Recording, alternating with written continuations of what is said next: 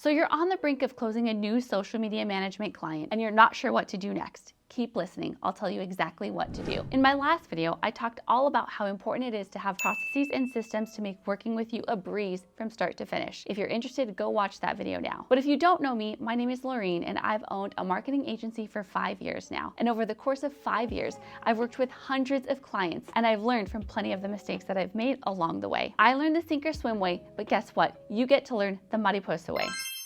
So after your initial client conversation, here is exactly what you need to do. Step 1, here's how to compose an official proposal. Brief but detailed presentation that explains the specific services you will provide for the client. It also explains the timeline in which you will provide these services and any other details of your proposed agreement. Think of this as your sales packet. Now, a lot of business owners have left proposals behind and they just communicate these things via email or in the agreement. But I'm going to strongly encourage that you create a proposal anyway, because if no one else is doing it, the fact that you're doing it is going to make you stand out. Not only does a proposal make you look super professional and knowledgeable, but it also contains 100% of the project details in writing. This makes it easy for you to refer to later in the event that your client needs to be reminded specifically of what they agree to. And this will happen. So anticipate it and create a comprehensive proposal to cover all of your bases for both your personal records and for theirs. There are a lot of proposal templates on the good old Canva for you to choose from, but here's what specifically every proposal needs to include. The name of both your company and their company. It needs to include the client's objectives. Now, this is where you can be detailed so the client knows that you know what it is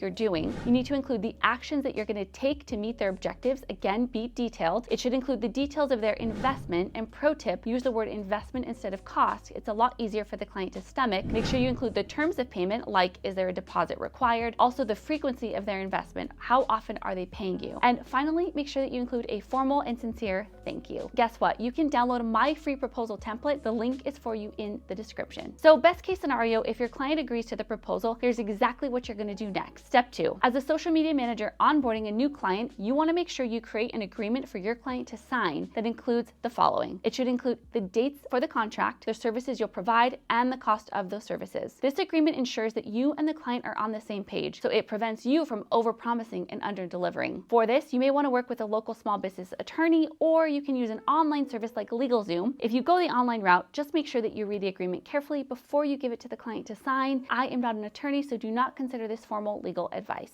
Bonus points for you if this agreement can be signed virtually. Clients will love the flexibility and ease of an e-signature. A program I personally love to use and I'm an affiliate for is HoneyBook. Honestly, HoneyBook has been a game changer for my business and has allowed our onboarding process to look so professional. Now, step 3, as a social media manager, you need an onboarding packet, and here's why and what it includes. The client needs to know what they can expect from you moving forward. This packet is just an email that includes the following. Number 1, a warm, sincere welcome. 2, an invitation to an onboarding call. 3, a timeline of your process. 4, a link to a folder where they can drop all of their assets, logos, existing photos. Next, information about how your billing works. Will they be billed monthly, annually, etc.? And then lastly, this is also where you can include your invoice so you can make sure that you get paid. You may also want to include a request for an appointment to gather content if you are local in their area and you want to be able to visit their location to gather the content. This is also where they can ask any questions that they might have. On to step 4. During your onboarding call, you're going to ask the client a ton of questions. So you want to have an intake questionnaire on hand to make sure that this meeting goes as you planned. You also need to have a ton of details in order to start working on their social media channels. Now, you can come up with your own questionnaire or you can steal ours. Freebie alert. Link to our agency questionnaire is in the description, chock full of 37 questions that will help you pull out all of the details that you need. Phew, okay. So if you've made it this far, look at you looking so professional. Go you. Now, as for the rest of this process, building your strategy and creating a content plan, that'll have to wait till next week, part 2 of this series. Make sure that you are subscribed to this channel and that your notifications are on so you don't miss that next video. We're going to go through all of the details of everything you need to know to plan and strategize your client's content so that you can successfully execute their objectives, which makes them want to continue working with you and puts more money in your wallet. So come back next week for that. Until next time, bye, mariposas.